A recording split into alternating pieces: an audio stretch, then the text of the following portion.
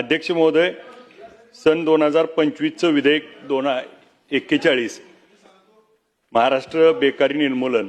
अध्यक्ष महोदय, महाराष्ट्राची आजची परिस्थिती जर बघितली तर आज आमच्याकडे शिक्षण घेतलेले अनेक तरुण त्या ठिकाणी सुशिक्षित आहेत, ग्रॅज्युएट झालेत, त्या ठिकाणी वेगवेगळ्या क्षेत्रामध्ये काम करतायत, परंतु मंत्री महोदय त्यांना नोकरी मिळत नाही। आणि मग एखादा बीकॉम झालेला विद्यार्थी त्या ठिकाणी इंटरव्ह्यूला गेला तर त्याला आरटीजीएसचा लॉंग फॉर्म देखील सांगता येत नाही।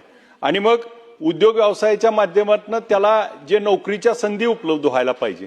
आज आमच्याकडे ग्रामीण भागाची तर अवस्था अशी आहे की आता सुधीर भाऊ, माझ्याकडे एक साखर कारखाना आहे, आमच्याकडे काही लोक येतात आणि आम्हाला काय म्हणतात की याचं लग्न होत नाही, तोपर्यंत लग्न होईपर्यंत त्याला पगार देऊ नका, परंतु त्याला कामावर ठेवा, नोकरी लागेपर्यंत, पगार लग्न होईपर्यंत, आणि लग्न झाल्यानंतर तो कुठं जातो। मग अशी जी परिस्थिती झाली आहे बेकारीची मग त्या सासऱ्यावरची किंवा त्या घरावरची परिस्थिती, मंत्री महोदय, यासाठी ग्रामीण भागातले जे उद्योग आहेत इथं स्थानिकाला नोकऱ्या मिळणं आणि त्याच्यामध्ये कलागुण असणं, त्याला आपण आत्मसात करण्यासाठी जे कौशल्य विकासच्या माध्यमातून कार्यक्रम घेतोय।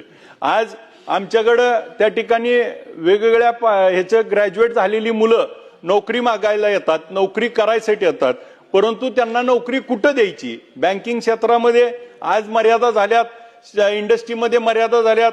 दुसऱ्या बाजूला आपण बघितलं तर आमच्या तर तुळशी गाव आहे, मागच्या वेळेस देखील बोललो होतो की आमच्या त्या तुळशी गावात 400 ते 500 मुलं आज लग्ना वाचून आहेत का तर मुली दिली जात नाही, तिथं पाण्याचा प्रश्न आहे आणि मग तिथं बेरोजगारी आहे। मग ही लोक त्या ठिकाणी मुंबई पुण्याला येतात, परदेशात त्या ठिकाणी जावं लागतं आणि मग आपल्या आई वडिलापासून समाजापासून लांब राहून त्या ठिकाणी होणाऱ्या गोष्टीला त्या ठिकाणी महत्व देणं गरजेचं आहे। आणि मग अशा पद्धतीत बेरोजगारी हटवण्यासाठी आपण नेमकी पावलं उचलणं आवश्यक आहे।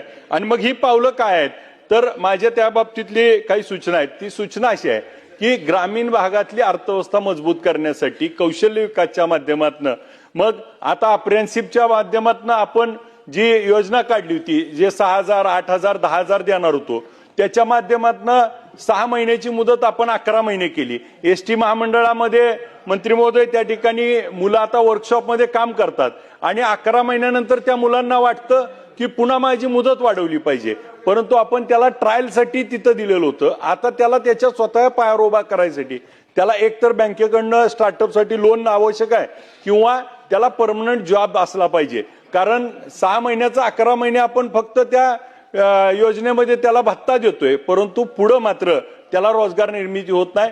ती रोजगार निर्मिती करण्यासाठी एक पाऊल उचलणं आवश्यक आहे आणि यामध्ये नक्की आपण काम कराल अशी मी आपल्याला विनंती करतो।